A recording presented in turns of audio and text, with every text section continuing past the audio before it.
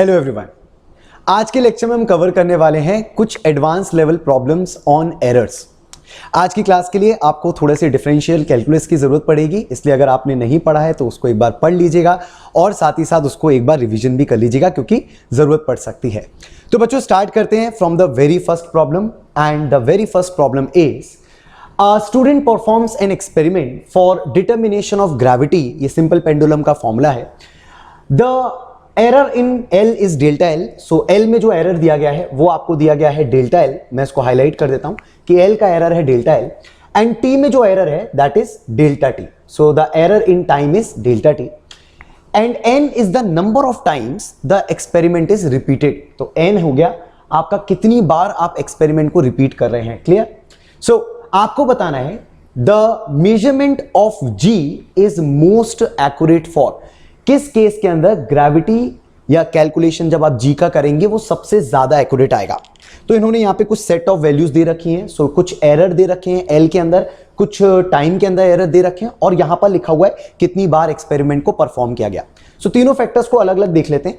सबसे पहले बात करते हैं एरर इन लेंथ। तो ये बात तो एकदम क्लियर है कि जितना छोटा लेंथ का एरर होगा उतना छोटा ग्रेविटी में भी एरर आएगा। करेक्ट? सो अगर ग्रेविटी के एरर का फॉर्मूला देखें तो हमारे पास क्या था, delta G by G is equal to, so यहां पर लेंथ की पावर 1 है, 4 pi square is a constant. So delta L by L plus time square नीचे है, सो टाइम स्क्वायर नीचे हो ऊपर हो कोई फर्क नहीं पड़ता, twice of delta T by T.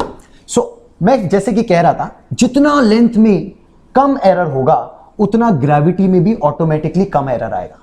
इसी चीज को सेम चिपका सकते हैं अपन कि जितना टाइम में कम से कम एरर होगा उतना कम ग्रेविटी में एरर आएगा। सो एक बार इन दोनों को देखिए और सोचिए इन टेबल्स में से, इन ऑप्शंस में से किस केस में आपका लेंथ का एरर सबसे कम है। सो 5 5 5 1, तो थोड़ा इस पे शक ज्यादा जाता है। एंड सिमिलरली अगर टाइम की बात करें तो 0.2 0.2 0.1 0.1, तो इस पे ही शक ज्यादा जा रहा है क्योंकि ये 0.1 है बट ये भी 0.1 है, लेकिन इन दोनों में अगर देखा जाए तो इसमें लेंथ का एरर ज्यादा है, इसमें लेंथ का एरर कम है। एंड फाइनली जितने नंबर ऑफ टाइम्स आप अपने एक्सपेरिमेंट को रिपीट करते हैं उतना कम आपका एरर करने के चांसेस हो जाते हैं या उतना कम आपका एरर आता है। So more the times you repeat the experiment, ये भी बताया जा चुका है to decrease the random errors. आप जितने टाइम्स एक्सपेरिमेंट परफॉर्म करेंगे उतना कम आपका एरर आता है। सो ऐसी कंडीशन में यहां पर नंबर ऑफ टाइम्स जो दिया गया वो 50 दिया गया। सो ऑटोमेटिकली एरर भी कम है और नंबर ऑफ टाइम्स भी ज्यादा है। So it is the most favourable option जिसमें हमें सबसे ज्यादा एक्यूरेट रीडिंग मिलने के चांसेस है। Correct? So this is the right answer, that is इसका सही आंसर होगा डी। ये जेई का 2006 का क्वेश्चन है। So moving on to the next question. Similar question है काफी, बट एक बार जरूर देख लेते हैं, थोड़ा सा अलग है। क्या क्या अलग है देखते हैं। स्टूडेंट 1 2 3, तीन स्टूडेंट है 1 2 3 perform an experiment for measuring the acceleration due to gravity. जो हमने अभी किया वही काम किसने किया, using a simple pendulum. They use different length of pendulum to record time for different number of oscillations. The observations are shown in the table। तो उन्होंने जो लेंथ का लीस्ट काउंट यूज किया है वो है 0.1 और जो टाइम का लीस्ट काउंट यूज किया है दैट इज ऑल्सो 0.1। इसका मतलब मैं डायरेक्टली कह सकता हूं कि लेंथ में 0.1 का एरर होने वाला है और टाइम में भी 0.1 का एरर होने वाला है। करेक्ट? आपको बताना है ग्रेविटी में हम लोग कितना एरर देख सकते हैं और ये चार ऑप्शन उन्होंने यहां पे दिए गए। If E1 E2 E3 are the percentage error in the gravity, अगर E1 E2 E3 ग्रेविटी के एरर्स हैं तो ये कौन सा स्टेटमेंट या कौन सा ऑप्शन इनमें से मोस्ट फेवरेबल है या सही है।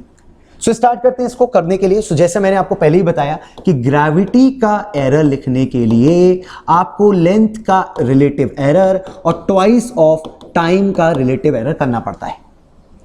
Very accurate. अब बच्चों फिर से देखिएगा इन सेट ऑफ वैल्यूज में, अब ये एरर्स नहीं है, ये वैल्यूज का मेजरमेंट है। तो एक बात सोचिए, आप इतना एरर तो करने ही वाले हैं, मतलब आप 0.1 का एरर तो करने ही वाले, आप टाइम में भी 0.1 का एरर तो करेंगे ही करेंगे। सो अच्छी बात क्या है, 10 में 0.1 का एरर करना, 20 में 0.1 का एरर करना या 100 में 0.1 का एरर करना। मेरी बात समझ रहे हैं? अगर 100 में 0.1 का एरर करेंगे तो आपका रिलेटिव एरर कम आएगा और वही 10 में 0.1 का एरर करेंगे या 2 में 0.1 का एरर करेंगे तो आपका रिलेटिव एरर ज्यादा आएगा। सो जब हमें तय हो चुका है कि 0.1 का एरर होना ही है तो हम उसको बड़ी क्वांटिटीज में करेंगे तो वो हमारे लिए लेसर रिलेटिव एरर्स बनाएगा और बेटर आंसर बनाएगा, मोस्ट एक्यूरेट आंसर बनाएगा, राइट। तो इनमें से अगर एक्यूरेसी चेक किया जाए, एक्यूरेसी चेक, सो एक्यूरेसी चेक क्या होगा, जिसने ज्यादा लेंथ नापी होगी वो बेटर या ज्यादा लंबी वैल्यूज नापी होंगी, उसका रिलेटिव एरर ऑटोमेटिकली कम आएगा, क्योंकि 0.1 का उसने एरर किया होगा 64 में। फॉर एग्जांपल पहला एग्जांपल देख लीजिए, ठीक है। पहले में क्या है, इसने लेंथ कितनी नापी 64, या इसने लेंथ कितनी यूज करी 64। अब 64 में ये 0.1 का एरर करेगा। On the other hand third वाले को देखिए, ये 20 में 0.1 का एरर करेगा। सो इसका मतलब एकदम क्लियर है कि 20 में 0.1 का एरर ज्यादा फील होता है और 64 में 0.1 का एरर उतना फील नहीं हो रहा है। सेम गोज विद टाइम, इसने टाइम कितना नापा 128 सेकेंड्स, उसमें 0.1 का एरर करेगा। और नीचे वाला देखिए 36 और उसमें 0.1 का एरर करेगा। सो नीचे वाले का एरर ज्यादा, रिलेटिवली ज्यादा दिखेगा, राइट। तो इस बात का ध्यान रखते हुए हम इसको बिल्कुल गारंटी से कह सकते हैं कि जो फर्स्ट वाला होगा उसने वैल्यूज बड़ी बड़ी नापी है और एरर 0.1 के करे हैं, बिल्कुल सही। सो ऐसी कंडीशन में जो रिलेटिव एरर्स बनेंगे वो कम से कम बनेंगे।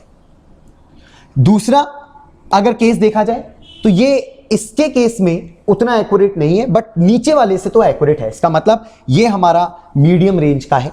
और तीसरा वाला अगर बात की जाए तो तीसरा वाले ने छोटी वैल्यूज नापी हैं, तो इसने अगर इसमें 0.1 के एरर करे होंगे तो इसके रिलेटिव एरर सबसे ज्यादा आएंगे। सो सबसे ज्यादा मैक्सिमम एरर इसने किया है, मिनिमम एरर्स इसने करे हैं, और आप बोल सकते हैं मीडियोकर लेवल के एरर्स इसने करे हैं। क्लियर। सो हम लोग ऑप्शंस चेक कर लेते हैं एक बार। E1 इज 0, E1 0 नहीं है, परसेंटेज एरर 0 नहीं है, एरर तो सभी कर रहे हैं। E1 इज मिनिमम, हाँ E1 हमारा मिनिमम एरर आ रहा है क्योंकि बड़ी बड़ी वैल्यूज नापी गई हैं। So E1 is minimum. E1 and E2 are same, no, E1 and E2 are not same, क्योंकि इसने जो वैल्यूज नापी हैं और इसने जो वैल्यूज नापी हैं वो अलग अलग हैं, इनके रिलेटिव एरर्स अलग अलग होंगे।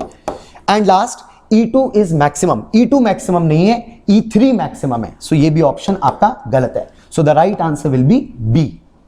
इसमें नंबर ऑफ ऑसिलेशंस का हमें कोई लेना देना नहीं है, ये नंबर ऑफ ऑसिलेशंस है, ये नंबर ऑफ टाइम्स नहीं है जितनी बार एक्सपेरिमेंट को रिपीट किया गया। याद रखिएगा, पिछले क्वेश्चन से कंफ्यूजन हो सकता है। सो ये नंबर ऑफ टाइम्स नहीं है, ये नंबर ऑफ ऑसिलेशंस है, correct. So number of times अगर होता तो अपन इस फैक्टर को भी इंक्लूड कर रहे होते इसी क्वेश्चन के अंदर। सो ये हो गया हमारा क्वेश्चन नंबर 2, जेई 2008 का क्वेश्चन है। Let's move to question number 3। So 3 question जो है मेंस लेवल है, बट 2014 में अच्छा क्वेश्चन आया था, इसलिए मैं इसको यहां पर लाया हूं। ध्यान से देखते हैं क्वेश्चन क्या है। The current voltage relation of a diode, आपको उसमें डिटेल में नहीं जाना कि डायोड क्या होता है क्या नहीं होता, अगर आपको नहीं पता तो कोई प्रॉब्लम नहीं है।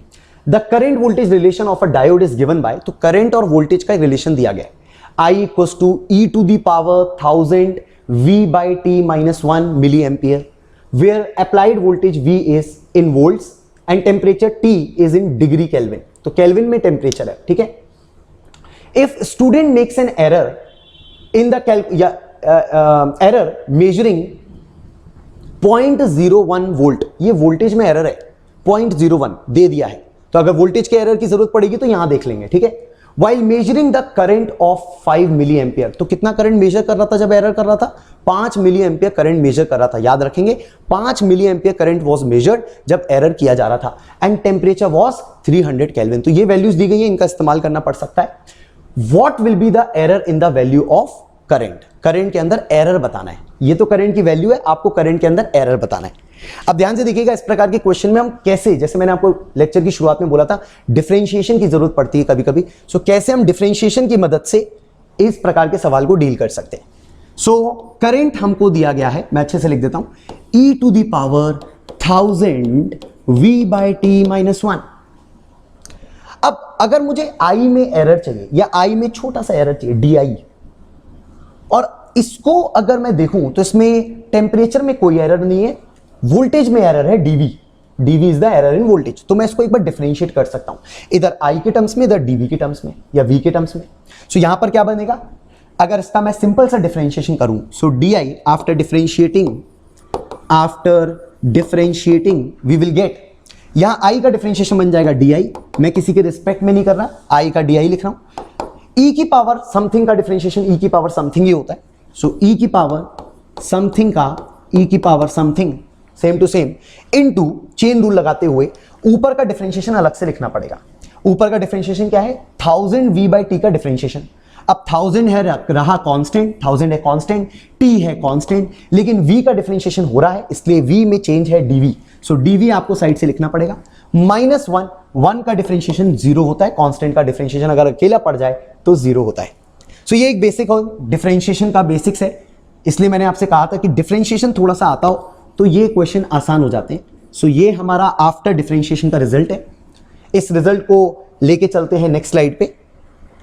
सो हमारे पास रिजल्ट आया di equals to e to the power 1000v/t into 1000dv/t। हमको di निकालना है, याद क्या रखना है, हमको di निकालना है। लेकिन एक बात तो क्लियर हो रही होगी कि di निकालने के लिए चलो 1000 पता है, T 300 केल्विन पता है, dv 0.01 जो मैंने हाईलाइट किया था वो भी पता है। तो मतलब ये तीन चीजें पता है, लेकिन इसको कौन कैलकुलेट करेगा, इसको कैसे कैलकुलेट करें? तो हमारा पूरा फोकस इस पे होना चाहिए, हाउ टू कैलकुलेट दिस। इसके लिए उन्होंने करंट मेजर दिया हुआ है 5 मिली एम्पियर। इसका मतलब कि अगर मैं ऊपर वाले ही फॉर्मूले को यूज करूं, जरा ध्यान से देखिएगा, इस चीज को दोबारा देख रहे हैं।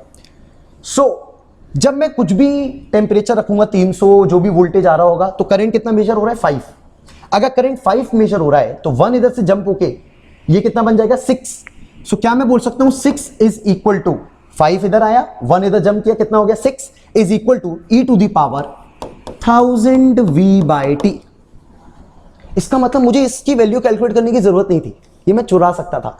e to the power 1000v/t को मैं 6 लिख सकता हूं मिली एम्पियर्स में। इसी बात का फायदा मैंने यहां उठाया, मैंने इसको कितना लिखा, 6 मिली एम्पियर इंटू 1000, टेम्परेचर है 300 और वोल्टेज में एरर है 0.01। इससे मुझे अपना di मिल जाएगा। And what is di? di is error in current, current का एरर। di मतलब डेल्टा है, डेल्टा है मतलब चेंज इन करंट, और you can say error in current. इसको सॉल्व कर देते हैं बच्चों। सॉल्व करने के लिए ये 2 0 कर दिए कैंसिल, ये 3 को यहां कर दिया 2, ये बन गया 20, ये 20, ये बन गया 1/100। हमारा आंसर जो आ रहा है वो आ रहा है 0.2 और आंसर मिली एम्पियर में चल रहा है, तो मिली एम्पियर में चलने दीजिए। लेट्स चेक किसी ऑप्शन से मैच कर रहा है। पहले ही ऑप्शन है 0.2, मतलब this will be the correct answer. तो एक कॉन्सेप्ट लगाया मैंने डिफरेंशिएशन का, उसको ध्यान से देख लीजिए।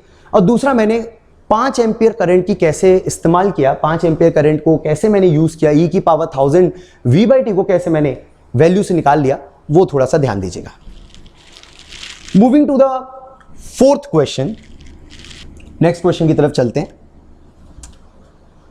नेक्स्ट क्वेश्चन इज, ये भी फिर से again I said differentiation based question है, लेकिन करेंगे बिल्कुल मजा आएगा। क्वेश्चन है हमारे पास, the energy of a system as a function of time is given as. Energy का कुछ फंक्शन दिया गया है as a function of time, घबराइएगा नहीं, a का स्क्वायर दिया है, exp का मतलब होता है एक्सपोनेंशियल की पावर, मतलब e की पावर -α t, ठीक है। वेयर अल्फा की वैल्यू दी गई है। अल्फा की वैल्यू दे दी है, मैं यहां पे इसको हाईलाइट कर देता हूं, अल्फा की वैल्यू दी गई है, एक्सप्रेशन दिया गया है। The measurement a has a percentage error 1.25, तो a का परसेंटेज एरर गिवन है। मैं यहां पे लिख देता हूं, percentage error in a is 1.25%, ठीक है। And the error in time is 1.5%. So percentage error in time is 1.50%. The percentage error in E at t equals to 5 second, 5 second पर E में कितना एरर आएगा। वो एनर्जी जो expression दिया है, उसी एनर्जी में परसेंटेज एरर आपसे पूछा गया है। और ये जो सवाल आया था, ये इंटीजर टाइप सवाल था, मतलब आंसर एक इंटीजर होना चाहिए। ये भी एक फायदा होता है, जब पता होता है इंटीजर आंसर आना है तो हम लोग के कैलकुलेशन हम उस हिसाब से करते हैं। लेट्स चेक कैसे करेंगे। हम लोग सबसे पहले एक्सप्रेशन को लिखेंगे, E equals to a² e to the power -α t, exponential की पावर -α t। अगेन डिफरेंशिएट करने से पहले मैं छोटा सा मैथमेटिकल टूल लगाऊंगा, दैट इज लॉगरिथम। मैं बोथ साइड लॉग लूंगा, टेकिंग नेचुरल लॉग, जिसको हम ln कहते हैं, नेचुरल लॉग बोथ साइड, कुछ अच्छा बनेगा जरूर। ln e, इससे क्या होगा, a और e की पावर अलग अलग हो जाएंगे, है ना, ये मल्टीप्लाइड है ना, इनको अलग अलग करने का मौका दे रहा हूं आपको। ये बन जाएगा ln e इक्वल्स टू ये बन जाएगा ln a स्क्वायर, और जब मल्टीप्लीकेशन होता है तो ln में वो एडिशन होता है, so ln e to the power minus alpha T. Clear? इसको थोड़ा और अच्छी तरीके से लिख सकते हैं। सो ये बन जाएगा ln e is equal to, जो भी पावर होती है वो सामने आती है, अगर ln के अंदर है सो ट्वाइस सामने आ जाएगा, ln a प्लस e की power minus alpha T. ln e की वैल्यू 1 होती है, माइनस अल्फा टी बाहर आ जाएगा, सो माइनस अल्फा टी। ये मैंने ln को भी थोड़ा सॉल्व कर दिया अपने हिसाब से। अब करने वाला हूं मैं डिफरेंशिएशन। सो यहां तक मैं क्लियर हो गया, मेरे टर्म्स सब अलग अलग हो गए, ये ln की वजह से हुआ है, ये सारे टर्म्स अलग अलग हो गए। अब डिफरेंशिएट करेंगे तो कुछ फायदा जरूर होगा। So let's differentiate it. So मैं इसको दूसरी स्लाइड पे लेके चलता हूं। Let's differentiate it. सो हमारे पास एक्सप्रेशन था ln e equals to twice of ln a minus alpha T. Correct?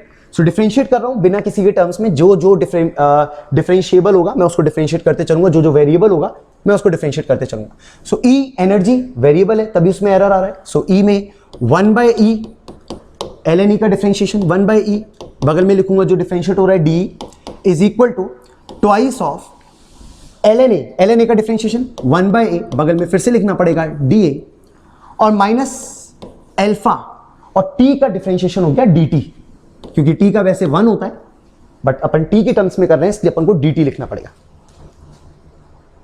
अब अगर इसमें एरर्स की बात की जाए या परसेंटेज एरर्स की बात की जाए तो 100 से मल्टीप्लाई करना पड़ेगा, और एक छोटी सी चीज और करनी पड़ेगी, क्योंकि जब एरर्स होते हैं तो वो कभी सब्ट्रैक्ट नहीं होते, ऐड होते हैं। सो दो बातें एक साथ कर रहा हूं, एक तो 100 से मल्टीप्लाई कर रहा हूं और एक इस माइनस को प्लस लिख रहा हूं, क्योंकि एरर्स ऐड होते हैं, चाहे वो रिलेटिव हो, चाहे वो परसेंटेज हो, चाहे एडिशन हो, चाहे सब्ट्रैक्शन हो। सो इस बात का ध्यान रखते हुए multiplying both side by 100 de by e into 100 is equal to twice of da by a into 100 plus कर दिया अल्फा dt 100। कोई प्रॉब्लम नहीं। ये बन गया आपका परसेंटेज एरर इन एनर्जी। अब आपको आंसर का काफी ऐसा लग रहा होगा प्रॉक्सिमिटी में हम आंसर के, राइट? सो ये बन गया percentage error in energy is equal to, ये हो गया twice of percentage error in A, twice of percentage error in A. लेकिन यहां टाइम का परसेंटेज एरर नहीं बन पाया, जबकि क्वेश्चन में टाइम का परसेंटेज एरर गिवन है। सो हम इसको कन्वर्ट कर लेंगे अपने हिसाब से, क्योंकि टाइम 5 सेकंड गिवन है। सो हम एक काम करते हैं, अल्फा dt इसको t से डिवाइड और मल्टीप्लाई कर देते हैं, t से डिवाइड और t से मल्टीप्लाई, तो इंटू 100 तो था ही, और t से मल्टीप्लाई। इससे क्या फायदा हुआ, ये भी परसेंटेज एरर में कन्वर्ट हो गया, और t की वैल्यू तुम्हें पता है 5 सेकंड, तो अगर यूज करनी पड़ेगी तो कर लेंगे अपन। सो फाइनली हमारे पास क्या आंसर बना, percentage error in energy equals to twice of, बच्चों a में कितना एरर है 1.25%, सो a का एरर है 1.25%, एंड अल्फा की वैल्यू भी शायद गिवन है, हाँ अल्फा की भी गिवन है 0.2, सो अल्फा भी गिवन है 0.2, dt by T into 100 percentage error in time, ये भी मुझे लग रहा है फॉर्मूले में हमको, सॉरी क्वेश्चन में हमको गिवन था 1.5%, सो ये भी है 1.50%, एंड फाइनली ये t बचा अकेला टाइम, और टाइम भी जरूरत है हमको 5 सेकंड, सो 5 सेकंड भी क्वेश्चन में गिवन है। सो इसको सॉल्व कर लेते हैं। So 2 into 1.25, 2 into 1.25 will become 2.5, so percentage error in energy equals to 2.5 plus 5 into 0.2, ये बनेगा 1 इंटू 1.5 1.5, सो यहां पे आ रहा है 1.5, सो हमारा आंसर आ रहा है 2.5 plus 1.5 that is 4 is an integer, so इसका आंसर था 4%, also an integer, so integer answer था 4%, इसका आंसर था। नोट कर लीजिए।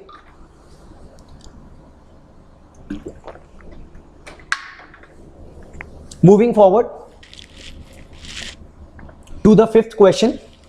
सो ये हमारा फोर्थ क्वेश्चन था एडवांस 2015 का। Moving forward to the fifth question. ये थोड़ा सा लेंदी क्वेश्चन है क्योंकि ये मल्टीपल चॉइस क्वेश्चन है। मल्टीपल चॉइस क्वेश्चंस थोड़े से लेंदी होते ही है, मतलब इसके अंदर एक से ज़्यादा ऑप्शंस सही हो सकते हैं। मल्टीपल करेक्ट है ये, ठीक है। सो मल्टीपल चॉइस भी है, करेक्ट भी है तो उसमें एक से ज़्यादा लोग करेक्ट हो सकते हैं, तो हमको देखना पड़ेगा। ये एडवांस 2016 का क्वेश्चन है, राइट। चलिए एक बार पढ़ लेते हैं क्या लिखा है। In an experiment to determine the acceleration due to gravity, अरे ये तो वही एक्सपेरिमेंट है यार हमारा वाला। The formula used for the time period of periodic case, तो इसने कुछ टाइम पीरियड का फॉर्मूला अलग टाइप का दिया है।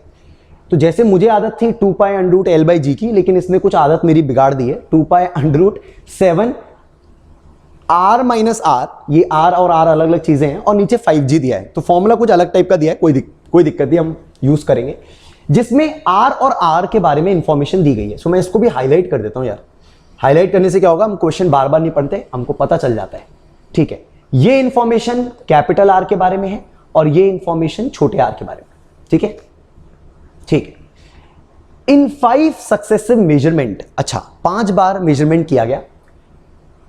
The time period is found to be, 5 बार एक्सपेरिमेंट करके जो टाइम निकाला है वो कितना आ रहा है, सो 0.52, 0.56, 0.57, 0.54, 0.59, मतलब ये 5 बार इसने टाइम को कैलकुलेट किया। ठीक है भाई, 5 बार टाइम कैलकुलेट, ठीक है। The least count of the watch used for the measurement is, ठीक है, तो ये रिजोल्यूशन ऑफ द वॉच दिया है, 0.01 सेकेंड तक का रिजोल्यूशन है आपकी वॉच का। ठीक है, which of the following statements is और आर ट्रू, जैसे मैंने आपसे कहा था मोर देन 1 करेक्ट हो सकता है। Which of the following statements is और आर ट्रू। स्टार्ट करते हैं एक एक करके। सो लेट्स स्टार्ट विद ए। इसमें करने का तरीका ये होता है, आप एक एक स्टेटमेंट पढ़ते चलिए, अगर सही है तो टिक, नहीं है तो गलत, आगे बढ़। So the first statement is the error in the measurement of छोटा आर इज 10%। तो छोटे आर में 10% एरर कह रहा है, तो यहीं कहीं चेक कर लेते हैं। छोटे आर के बारे में कहा है, ये रहा। तो छोटे आर में कहा है कि 10 में 1 का एरर कर रहे हो।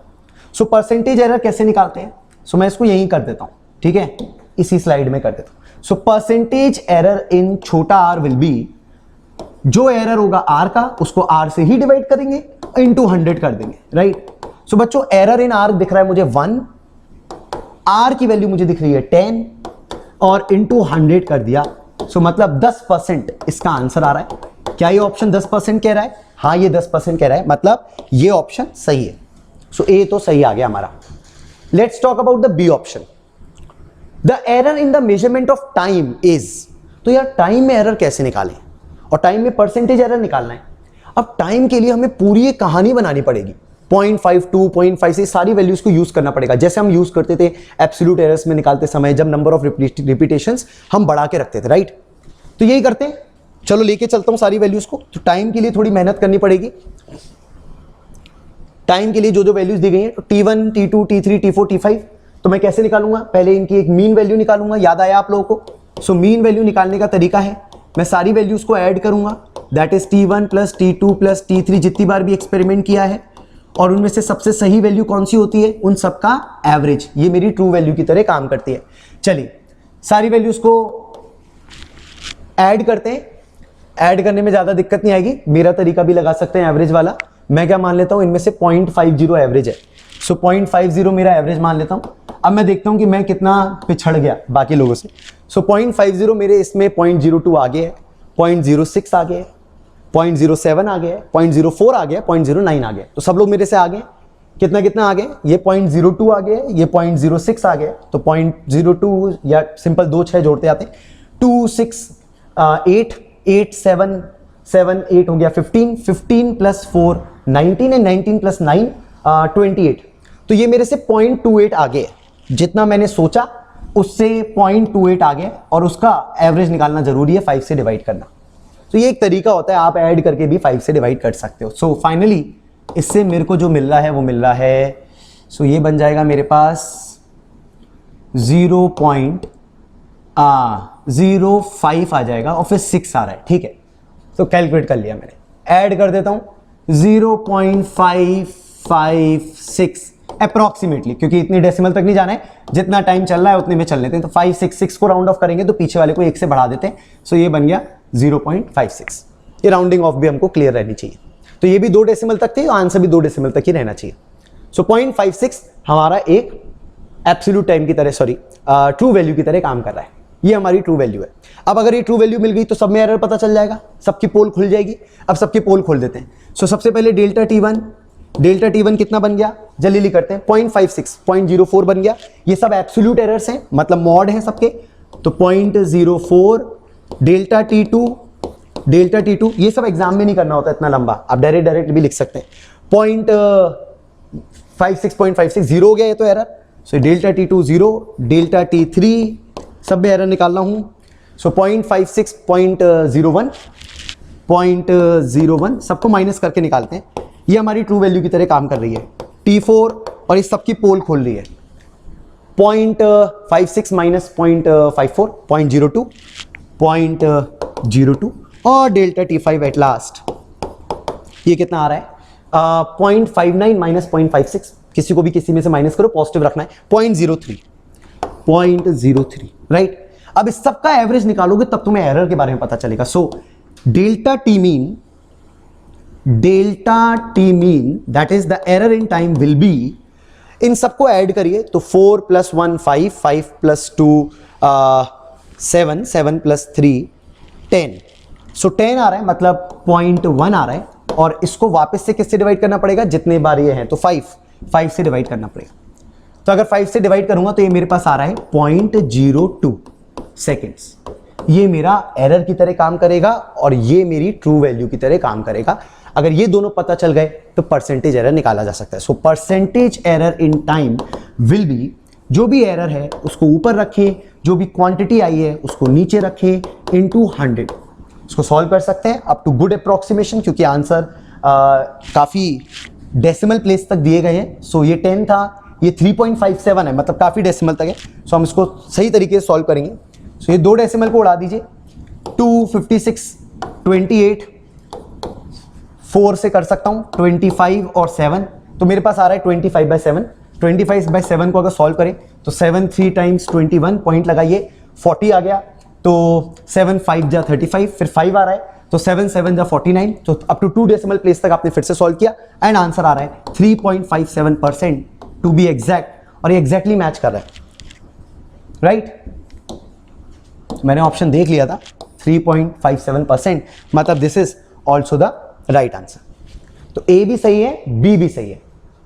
सी के बारे में बात करते हैं। सी में वो कह रहा है कि टाइम में एरर होना चाहिए 2%। अरे नहीं, हमने तो अभी भी निकाल लिया भाई साहब, 3.57 आ रहा है, ये तो तुम गलत हो। तो सी तो गलत हो गया। सो ए सही है, बी सही है, सी गलत हो गया, क्योंकि बी हमने जब सही किया तो सी गलत हो गया। डी देख लेते हैं।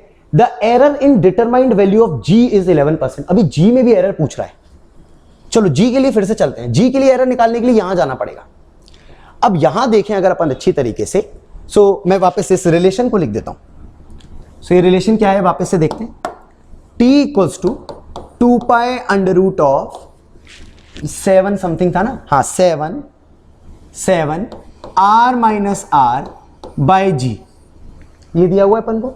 अब बोल रहा है कि तुम बताओ जी में कितना एरर आएगा। तो मैं डायरेक्टली कह देता हूं, ध्यान से सुनिएगा। ये r माइनस r अलग से क्यों लिखें, इसको एक ही मान लो ना, क्योंकि जब r माइनस r करूंगा मैं तो मैं माइनस भी करना जानता हूं और एरर को भी जानता हूं, ऐड होते हैं माइनस करते समय। तो ये r माइनस r को कुछ लिख लो यार, क्योंकि आसान हो जाएगा। इसको x लिख लो, आसान हो जाएगा, तुम्हारे लिए होगा। देखो t इक्वल्स टू 2π, ये आ गया 7x/5g, 5 भी था ना यहाँ, हाँ 5g है ना। अब बताओ परसेंटेज एरर इन टाइम क्या लिखोगे, या ग्रेविटी का फॉर्मूला बनाना चाहो ग्रेविटी बना लो, कोई दिक्कत नहीं, एक स्टेप बढ़ ही जाएगा और क्या होगा, गलतियां नहीं होंगी। लेकिन स्क्वायर कर लेते हैं। So T square equals to 4π², ये बन जाएगा 7x/5g। तो g का फॉर्मूला बन जाएगा, यहां लिख देता हूं, g इक्वल्स टू क्या बन जाएगा, g इक्वल्स टू 4π² या 7 × 4π² x/t²। So percentage error in g is equal to 7 4π², सब कांस्टेंट है, छोड़ दो। परसेंटेज एरर इन x का ऐसे बनाए, याद रखना r माइनस r से, ठीक है। And twice of percentage error in time, जो हम निकाल चुके हैं 3.57। अब x में परसेंटेज एरर कैसे निकलेगा। सो x का ऐसे बनाए, जरा साइड से देखिएगा।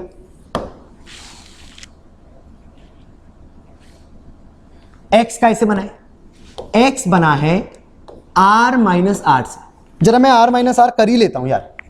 r माइनस r करूंगा तो 60 माइनस 10 कितना आएगा, 50, और एरर जुड़ जाएंगे, मतलब 1 और 1 हो जाएगा 2। तो एक्चुअल में जो ये x दिख रहा है ना आपको, जो ये x दिख रहा है ना, ये x आएगा 50 और एरर जुड़ के हो जाएंगे +-2। अब क्या इसका परसेंटेज एरर लिख लोगे, हाँ। अब क्या दिक्कत है, वैल्यू भी पता है, एरर भी पता है, परसेंटेज एरर लिख लो। सो उसको लिख देता हूं 2/50 है ना, एरर ऊपर वैल्यू नीचे। इंटू 100 प्लस ट्वाइस ऑफ, ये है 3.57, 3.57 भी लिख सकते हो, 3.57, नॉट अ प्रॉब्लम। लेकिन अपन चाहें तो 2 डेसिमल तक आंसर निकाल सकते हैं या 1 डेसिमल तक आंसर निकाल सकते हैं, ठीक है। सो ये हमारे पास आ गया 4%, और ये 3.5 को अगर 2 से मल्टीप्लाई करूंगा तो लगभग कितना आ रहा है, 7, है ना। अब 7 के आगे कुछ डेसिमल में आएगा, लेकिन क्योंकि आंसर डेसिमल में नहीं दिया है तो 4 + 7 मेरे पास आ रहा है 11%। सो अगर इक्वल आएगा, सो 4 + 7 आ रहा है 11%। इसका मतलब मुझे अगर डेसिमल में आंसर नहीं देना तो मैं 7 के आगे वाले को छोड़ दूंगा, अगर आप लिख भी देंगे तो मैं उसको नेग्लेक्ट कर दूंगा। सो 11% मेरा ग्रेविटी में एरर है। Let's see for the last option, and last option मेरे से यही कह रहा है यार कि ग्रेविटी में 11% है। हाँ, ग्रेविटी में 11% एरर है। सो ये more than one correct question होता है, थोड़ा सा बड़ा रहता है, लेकिन ठीक है, लेंथी क्वेश्चन था, लेकिन कॉन्सेप्ट्स अच्छे थे। यहां पर अलग कॉन्सेप्ट था, यहां पर अलग कॉन्सेप्ट था, एक शुरू के तो बहुत ही सिंपल से थे। चलिए मूव करते हैं, ये 2016 का क्वेश्चन था। लेट्स मूव फॉरवर्ड, आगे बात करते हैं। और आगे हमारे पास नेक्स्ट क्वेश्चन, एंड ये है हमारा अगला क्वेश्चन। पढ़ लीजिए एक बार।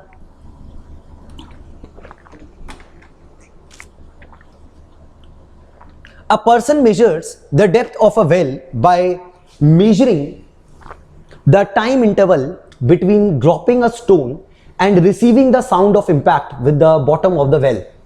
The error in his measurement of time is dt. लो भाई, पहली इंफॉर्मेशन यहां है, तो पहली इंफॉर्मेशन यहां है, ये टाइम के बारे में एरर दे दिया। And measures the depth of the well, और ये रही दूसरी इंफॉर्मेशन लेंथ के बारे में। तो डेप्थ को उसने कितना मेजर कर रखा है, 20 मीटर। ये कुआं मेजर करने का एक तरीका होता है, बताता हूं, ठीक है। Take the acceleration due to gravity, इसमें कोई एरर नहीं दिया गया। हाँ, इसमें कोई एरर नहीं है, ये एग्जैक्ट वैल्यू है। सो जी को 10 ले लो, उन्होंने बोल दिया, एरर नहीं मानो। और वेलोसिटी ऑफ साउंड ले लो 300, इसमें भी कोई एरर नहीं है। तो जिनमें एरर नहीं दिया वो एग्जैक्ट वैल्यूज मानी जाएंगी। ये 10 माना जाएगा, 300, इसमें एरर नहीं माना जाएगा। Then find the fractional error in length, length में एरर बताओ कितना आएगा। लिखा फ्रैक्शनल है, लेकिन पूछ हमसे परसेंटेज ही रहा है। ऑप्शंस परसेंटेज में, तो अपन परसेंटेज में ही निकालेंगे। चलिए, पहले आपको क्या सिखा दूं मैं, पहले आपको कुएं का डेप्थ पता करना सिखा दूं। सो कुएं का डेप्थ पता करने का बिल्कुल एक बढ़िया तरीका होता है।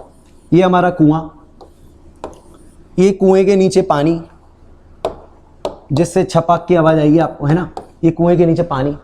तो एक बच्चा क्या करता है, एक्सपेरिमेंट देखिएगा, बड़ा सिंपल सा एक्सपेरिमेंट है। एक बच्चा क्या करता है, यहां खड़ा रहता है और यहां से एक पत्थर को बड़े से, हम तो बचपन में कर भी चुके हैं मतलब एक्सपेरिमेंट नहीं, बट हाँ ये सब काम। तो एक पत्थर लिया, और आप लोग भी कभी निकलो कुएं में से, मन करता है पत्थर डाली दो उसमें, तो एक पत्थर लो और एक पत्थर आपने गिरा दिया। सो ये पत्थर गया और नीचे छपाक। अब क्या होगा, ये गिरने का टाइम अलग चीज है, ये ग्रेविटी की वजह से गिरा। जैसे ही छपाक होगा, मतलब स्प्लैश ऑफ वाटर आएगा, वैसे ही एक साउंड किसकी, छपाक की आवाज ऊपर की तरफ ट्रैवल करेगी। तो एक साउंड ऊपर की तरफ ट्रैवल करेगा, तो एक गिरने का टाइम, एक साउंड के वापस आने का टाइम, ये दोनों टाइम आप मिला के कैलकुलेट कर लेते हो, और इससे आपको डेप्थ पता चल जाती है। कैसे, ध्यान से देखिएगा। गिरने का टाइम कैसे लिखेंगे, सो डिस्प्लेसमेंट मान लेते हैं L, या जितना भी कुएं की लंबाई है L लंबाई अगर कुएं की है, सो L इक्वल्स टू UT, छोड़ा है पत्थर को तो U0, हाफ AT स्क्वायर, और A की जगह G, तो हाफ GT स्क्वायर। यहां से नीचे गिरने का टाइम तो पता चल जाएगा, L लेंथ गिरने का वक्त निकाल दिया मैंने इक्वेशन ऑफ मोशन का इस्तेमाल करके, ठीक है। वरना अन्यथा आप डायरेक्ट फॉर्मूला भी लगा सकते हैं, जो यूजुअली बच्चों को पता होता है, √2L/G, √2L/G। ये नीचे गिरने का टाइम है। अब इस टाइम को भी आपने घड़ी में देखा, प्लस साउंड के ऊपर आने का टाइम। अब साउंड को कितना वक्त लगेगा यार, साउंड थोड़ा ना ग्रेविटी के मारे खिंचता है, साउंड तो सिंपल चले जाएगा। तो साउंड कितना चलेगा, L लेंथ चलेगा, कितनी स्पीड से चलेगा, V स्पीड से चलेगा।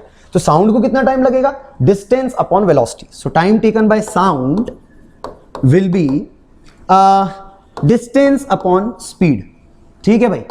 ये वापस आने का वक्त है साउंड के, ये जाने का वक्त, ये नीचे पत्थर के जाने का वक्त, ये साउंड के आने का वक्त। तो टोटल टाइम से आपको क्या पता चल जाता है कि कुआं कितना गहरा है। टोटल टाइम पता कर लो, उसमें लेंथ आ जाएगा, V पता है, G पता है, तो आपको मिल जाता है लेंथ, है ना। सो हम लोग का अगर टोटल कैलकुलेशन करें, let's move to the next slide. So total time is T1 plus T2 मतलब √2L/G प्लस L/V। तो ये क्वेश्चन स्टार्ट यहीं से हो रहा है। ये अगर आपको पता है तो यहां से अपन क्वेश्चन एरर्स का स्टार्ट कर सकते हैं। ये तो बेसिक हो गया। तो अपन को पता चल गया कितना टाइम लगेगा। अगर टाइम पता चल जाएगा तो लेंथ पता चल जाती है। ये एक्सपेरिमेंट हो गया, ठीक है। अब बात क्या करनी है इसमें, उन्होंने हमसे कुछ और ही पूछा है। उन्होंने क्या बोला है जरा ध्यान से देखते हैं, वापस से एक बार देख लेते हैं। टाइम में एरर अगर 0.01 है तो जो भी घड़ी आपने इस्तेमाल करी उसमें 0.01 एरर आ गया। लेंथ अगर 20 मीटर नापी है, ग्रेविटी अगर 10 है और स्पीड ऑफ साउंड अगर 300 है, तो आप लेंथ में परसेंटेज एरर बताओ। फिर से याद रखना, लेंथ में परसेंटेज एरर बताओ और टाइम का एरर दिया है। Again I will be using the concept of differentiation. मैं दोबारा डिफरेंशिएशन का इस्तेमाल करूंगा। स्टार्ट करूं। सो differentiating both side, differentiating both side क्या आएगा मेरे पास। सो यहां बन जाएगा dt, टाइम का एरर, किसी के टर्म्स में नहीं कर रहा, जो है उनके टर्म्स में कर रहा हूं, वेरिएबल के टर्म्स में। यहां देखें अगर अपन तो √2/g इज कांस्टेंट। g में एरर तो नहीं है, 2 में कांस्टेंट, 2 में एरर तो नहीं है, 2 इज कांस्टेंट, तो इसको छोड़ दो। √L का डिफरेंशिएशन हाफ L की पावर -12, डिफरेंशिएशन कर रहा हूं। √L का डिफरेंशिएशन हाफ L की पावर -12, जिसको मैं -12 की जगह नीचे √L भी लिख सकता हूं। प्लस अच्छा ये किसके टर्म्स में किया है, लेंथ के टर्म्स में, तो बगल में dl लिख देता हूं। और वैसे बगल वाला भी लेंथ के टर्म्स में हो रहा है तो उसको मिला के dl लिख दूंगा। समझो मेरी बात। ये कितना लिख देता हूं 1/v, और यहां केवल वेरिएबल कौन था इस पूरे सेक्शन में, लेंथ, तो बगल में लेंथ को लिख देता हूं dl। सही है, आप dl अलग अलग लिखते, मैं एक साथ लिख दिया। ठीक है भाई। अब हमको निकालना है dl/L मतलब परसेंटेज एरर। और सारी चीजें पता है यार, मुझे ऐसा दिख रहा है dt भी पता है, g भी पता है, L 20 मीटर ये भी पता है, v 300 सब तो पता है, तो dl निकल जाएगा। और एक बार dl निकल गया तो dl/L कर देंगे, इंटू 100 कर देंगे, परसेंटेज निकल जाएगा। अरे क्लियर हो चुका है, क्लियर आ गया। सो dt को लिख देते हैं यार अपन, dt विल बी कितना आ गया 0.01, ठीक है। So dt will be 0.01 is equal to, यहां आ रहा है अंडर रूट में 2g, g की जगह कितना लिख देता हूं 10, और ये √L भी अंदर घुस जाएगा तो ये हो जाएगा 20, अंदर ही अंदर चल रहा है ये सब, बाहर हाफ अलग है, ये बाहर हाफ अलग है, प्लस 1/300 है ना भाई। कैलकुलेशन मिस्टेक नहीं होनी चाहिए, कॉन्सेप्ट एकदम क्लियर हो गया ना, तो फिर कैलकुलेशन मिस्टेक में बड़ा बुरा लगता है।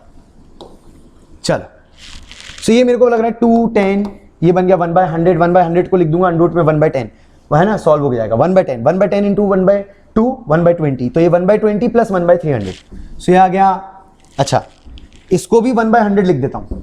सो यहां लिख दिया 1/100 LHS में, RHS में आप खुद भी सॉल्व कर सकते हो। ये बन रहा है 1/20 प्लस 1/300। ये मैं DL से अब ज्यादा दूर नहीं हूं, DL मेरा आने ही वाला है। LCM ले लेते हैं। सो 1/100 इज इक्वल टू, ये LCM कितना बनेगा 300 ही बनेगा। ये आएगा 15 बार और वो आएगा 1 बार। ठीक है, DL ये काटा मैंने इधर से और मेरे पास DL तैयार हो गया। कितना आ रहा है 3/16 मतलब 3/16। ओके ये DL आ गया। एरर इन लेंथ आप मीटर्स में लिख सकते हो क्योंकि यूनिट सिस्टम अपन ने कहीं गड़बड़ाया नहीं है। सो DL आ गया 3/16। हमको DL नहीं चाहिए, हमको परसेंटेज एरर इन लेंथ चाहिए। So percentage error in length is equal to DL/L into 100। DL कितना है 3/16, इसको लेंथ से डिवाइड करूंगा तो नीचे 20 आएगा इंटू 100। कितना बन रहा है 20, यहां आ गया 5 इंटू 3 15 और नीचे आ गया 16। अभी 15/16 को सॉल्व करोगे तो क्या ऑप्शन मैच करेगा देख लेता हूं मैं ऑप्शन क्या है। इस क्लोजेस्ट टू, अच्छा क्लोजेस्ट पूछा है, क्लोजेस्ट का मतलब क्या हुआ, हमें सबसे करीबी आंसर चाहिए यार। तो अब 15/16 को सॉल्व करेगा तो 0.9 समथिंग आएगा ना, 0.99 या 98 जो भी आए। सो 1 के परसेंट के करीब आएगा, 15/16 लगभग 1 ही आने वाला है। So 1% is the right answer, we don't have to solve it. Easy. तो ये हमारा हो गया question based on errors again. ये था हमारा क्वेश्चन एडवांस 2017। तो एक बार देख लीजिएगा, कहीं दिक्कत हो तो स्क्रीनशॉट ले लीजिएगा आराम से, खुद से भी करके देखिएगा। Moving to the next question, 2018 में एक क्वेश्चन और आया था। सो ये है एडवांस 2018 का, पढ़ लेते हैं क्या है। इसके दो पार्ट्स थे, मैं एक ही लाया हूं क्योंकि दूसरे पार्ट में थोड़ा सा 12th की फिजिक्स इन्वॉल्व हो रही है, सो मैं एक ही पार्ट लेकर के आया हूं। Again question is consider the ratio R, एक आर कुछ दिया हुआ है 1 minus A upon 1 plus A to be determined measuring dimensionless quantity. ये ए जो है ना, ये डायमेंशनलेस क्वांटिटी है। If the error in the measurement of A is delta A का एरर है डेल्टा ए, याद रखना ए का एरर है delta A, then what is the error in R, R में कितना एरर आएगा। ठीक है यार, सो आर का ऐसे बना है 1 माइनस ए अपॉन 1 प्लस ए से, ए में एरर है डेल्टा ए, आर का एरर निकालना है। आई रिपीट, ए में एरर है डेल्टा ए, आर का एरर निकालना है। अगेन यहां कोई भी डायरेक्ट रूल नहीं लगा पाते, तो यहीं से क्लिक करता है हमको डिफरेंशिएशन। जब हमें डायरेक्ट कुछ समझ में नहीं आता ना कि भाई यहाँ ना मुझे एडिशन ना सब्ट्रैक्शन ना डिवीजन ना मल्टीप्लाई कुछ लगा नहीं पा रहा, पावर भी नहीं लगा पा रहा, तो मैं ऐसे में क्या करता हूं, डायरेक्टली डिफरेंशिएशन का रूल लगाता हूं। सो differentiating both side, again differentiating both side. भैया देखो लेफ्ट हैंड साइड में किसके टर्म्स में होगा, आर के टर्म्स में, मैं इस तरफ कर देता हूं। सो लेफ्ट हैंड साइड में कौन होगा, आर, तो आर का differentiation D R equal to right hand side में ऊपर नीचे होगा ए के टर्म्स में, ए में एरर है डेल्टा ए, तो ए के टर्म्स में होगा। अब ए के टर्म्स में जब आएगा तो आपको क्या करना पड़ेगा, यहां पे डिवीजन रूल लगाना पड़ेगा, क्योंकि ऊपर भी ए है नीचे भी ए है ना। सो डिवीजन रूल क्या कहता है, ऊपर वाले का डिफरेंशिएशन इनटू नीचे वाला माइनस नीचे वाले का डिफरेंशिएशन इनटू ऊपर वाला अपॉन नीचे वाले का होल स्क्वायर, ऐसी कुछ पढ़ते हैं अपन लोग। सो ऊपर वाले का डिफरेंशिएशन 1 माइनस ए, तो 1 का हो गया 0 माइनस ए का हो गया 1, ठीक है, इनटू नीचे वाला हो गया 1 प्लस ए, माइनस नीचे वाले का डिफरेंशिएशन 1 का 0 ए का 1, 1 का 0 ए का 1, इनटू ऊपर वाला 1 माइनस ए अपॉन नीचे वाले का होल स्क्वायर, 1 प्लस ए का होल स्क्वायर। लो भाई सॉल्व कर लेते हैं। अच्छा ये किसके टर्म्स में किया, ये ए के टर्म्स में किया, तो पूरा ही ए के टर्म्स में, तो बगल में लिख दो डी ए, है ना भाई। अभी क्या बनता है, देखो D R equals to, solve कर लेते हैं इसको, क्या बनेगा ये, तो ये माइनस को जरा अंदर भेजते हैं तो ये बनेगा -1 माइनस ए, ठीक है, -1 माइनस ए, और ये जरा माइनस अंदर भेजा तो ये -1 का, ये भी -1 और ये प्लस ए, और फिर आएगा 1 प्लस ए का होल स्क्वायर, और फिर आ रहा है डी ए। ओहो ठीक है, सॉल्वेबल है, हाँ सॉरी सॉल्वेबल है, बिल्कुल है, plus A minus A cut रहा है, -1 -2 D A upon 1 plus A का स्क्वायर, मैं यहां लिख देता हूं D R equals to, so finally कितना आ रहा है, डी आर इक्वल्स टू -2 के बगल में क्या है, सॉरी यहां पे चलना था, हाँ, डी आर इक्वल्स टू -2 के बगल में क्या है, D A upon 1 plus A का होल स्क्वायर, यही आ रहा है अपने पास। अब ये माइनस हो प्लस हो, एरर्स प्लस माइनस में होते हैं, ऐड होते हैं, तो एरर्स में आपको डी आर इक्वल्स टू, अगर आप एरर की बात करें, मैग्नीट्यूड की बात करते हैं एरर्स में, तो 2DA अपॉन 1 प्लस ए का स्क्वायर, इसमें आपको माइनस लगाने की कोई जरूरत नहीं है। ठीक, एक बार चेक कर लेते हैं, किसी ऑप्शन से अभी मेरे को लगता है मैच कर रहा है। पहले ऑप्शन में 2 नहीं है, दूसरे में 2 है, डी ए और 1 प्लस ए का स्क्वायर है, 2 है, डी ए 1 प्लस ए का स्क्वायर है। भैया डी ए डेल्टा ए एक ही चीज होती है, सो 2 ऑप्शन जो बी ऑप्शन है वो करेक्ट ऑप्शन है, B will be the right answer. 2018 का सवाल। Next and last question. So last question है मेरे पास, आप इसका स्क्रीनशॉट ले सकते हैं, इसका भी ले लीजिएगा। लास्ट क्वेश्चन की तरफ चलते हैं। ये लास्ट क्वेश्चन सरप्राइजिंगली आईआईटी का क्वेश्चन नहीं है, ये आपके एनसीईआरटी का क्वेश्चन है, बट इसमें वही चीज है जो मैं आपको बता रहा था इतनी देर से, डिफरेंशिएशन का इस्तेमाल। तो उन्होंने तो खैर डायरेक्ट फॉर्मूला नीचे लिख दिया बच्चों के लिए, but yes the concept involve is differentiation. करते हैं जल्दी से, आसान क्वेश्चन है, जल्दी हो जाएगा। सो 2 रेजिस्टर्स R1 एंड R2, एक 100 +-3 का, एक R2 200 +-4 का, आर कनेक्टेड पहले सीरीज में फिर पैरेलल में। सीरीज पैरेलल सब लोग 10th क्लास में पढ़ते हैं।